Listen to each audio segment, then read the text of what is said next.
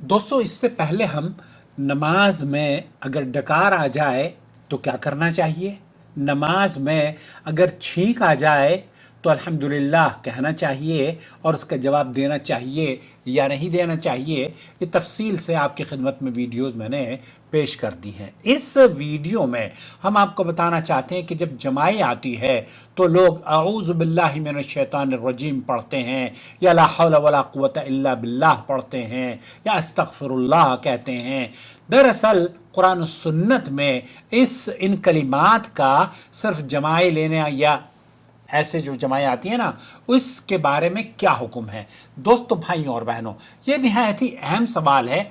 आप अक्सर अपने घरों में, मस्जिदों में, दुरूस में सुनने को मिलता होगा, और वो ये कि जमाई जब आए तो लोग औज़ु बिल्लाहि मिनश शैतानिर रजीम, अस्तगफिरुल्लाह, ला हौला वला कुव्वता इल्ला बिल्लाह, इस तरह के कलिमात पढ़ते हैं। क्या ये जायज़ है और क्या इस पर किसी दलील कुरान और सुन्नत में मौजूद है। सबसे पहले ये बात समझ लीजिए कि नबी करीम सल्लल्लाहु अलैहि वसल्लम ने जमाई को शैतान की तरफ से मंसूब किया है। सही बुखारी और मुस्लिम के अंदर यह हदीस मौजूद है। आप अलैहिस्सलातु वस्सलाम ने फरमाया, इन्नल्लाह युहिब्बुल, वो अल्लाह के रसूल सल्लल्लाहु अलैहि वसल्लम ने फरमाया कि अल्लाह ताला छींक को पसंद करता है, वह यकरहु तसाउब, और वो जमाई को नापसंद करता है। फ़इज़ा तसाअब अहदुकुम, जब कोई तुम में से जमाई लेता है तो शैतान की तरफ उसे अपने मुंह को बंद कर लेना चाहिए। और जब, क्योंकि जब वो मुंह बंद खोलता है तो शैतान हंसता है और शैतान दाखिल भी होता है। इस हदीस को बुनियाद बनाकर बहुत सारे लोग ये समझते हैं कि चूंकि ये शैतानी अमल है, इसलिए अऊज़ु बिल्लाहि मिनश शैतानिर रजीम पढ़ना भी सुन्नत से साबित है। हालांकि इस तरह का कोई जिक्र नबी करीम सल्लल्लाहु अलैहि वसल्लम से साबित नहीं है। सऊदी अरब की फतवा कमेटी, जिसके सदर शेख अब्दुल अजीज बिन बाज हैं, उन्होंने फतवा दिया कि जमाई लेने के बाद तावुज़ पढ़ना, यानी कि औज़ु बिल्लाहि मिनश शैतानिर रजीम पढ़ने के बारे में कोई दलील नहीं है।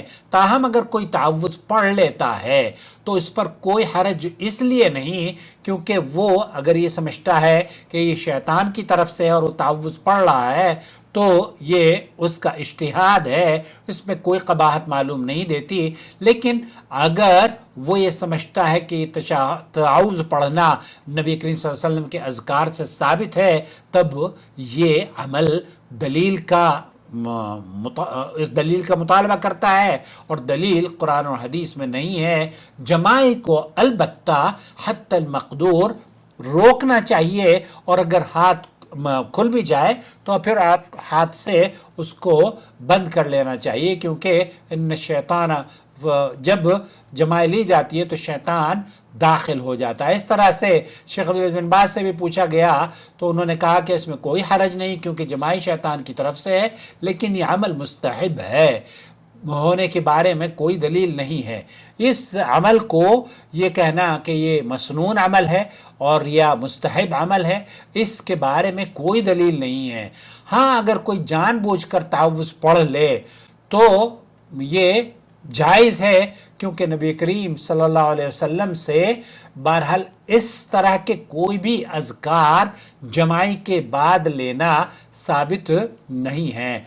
इस नुक्ते को आगे बढ़ाते हुए शेख अब्दुल मोहसिन अल अब्बाद ये फरमाते हैं कि अगर कोई शख्स ये नज़रिया रखते हुए तावुज़ पढ़ता है, औज़ु बिल्लाह पढ़ता है कि जमाई शैतान की तरफ से है, और ये नहीं समझता कि ये नबी करीम सल्लल्लाहु अलैहि वसल्लम की सुन्नत है, तो इसमें कोई हरज मालूम नहीं है, क्योंकि वो सुन्नत नहीं समझ रहा।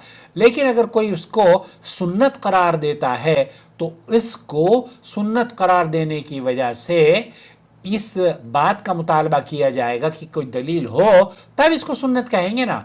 और दलील, इस ज़िम्न में कोई भी दलील मौजूद नहीं है। तो दुरुस्त बात यह है कि नबी करीम सल्लल्लाहु अलैहि वसल्लम से कोई भी हदीस जमाई लेने के बाद ذکر اذکار کے سلسلے میں کوئی بھی ذکر وارد نہیں ہے۔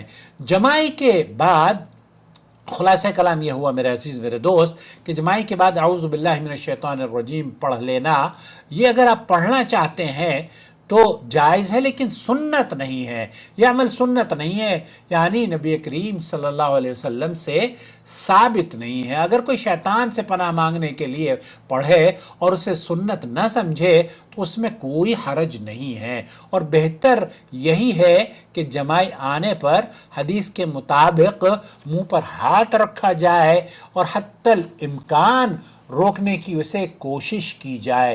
دوستو، بھائیوں اور بہنوں، مجھے امید ہے کہ یہ وضاحت ہمیں قرآن اور سنت اور سلف صالحین کے فہم کی روشنی میں بڑی اعتدال کے ساتھ سمجھنی چاہیے، تاکہ ہم دین کے ہر عمل کو اس کے اصل مقام پر رکھ سکیں۔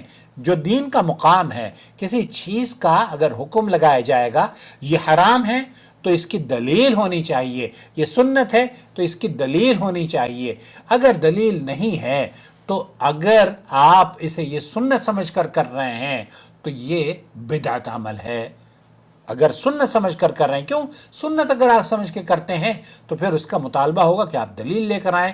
تو انشاءاللہ تعالی اگلی ویڈیوز جو میں نے آپ کی خدمت میں پیش کی ہیں وہ ڈکار کے بارے میں ہیں اور چھینک کے بارے میں ہیں۔ نماز میں اگر ڈکار یا چھینک آ جائے تو وہ ضرور دیکھ لیجئے۔